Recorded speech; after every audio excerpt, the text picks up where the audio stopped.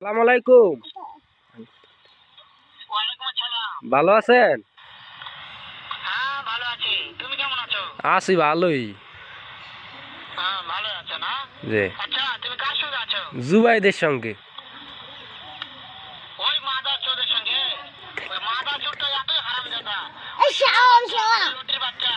এই খাদ্যের তোর মা যদি তোর বাবা যদি হাগুয়া বাচ্চা খাদ্যের ফুট আমি সামনে পাইলে একটা এমন একটা চটকানি মারবো শালা মাদার চোদ।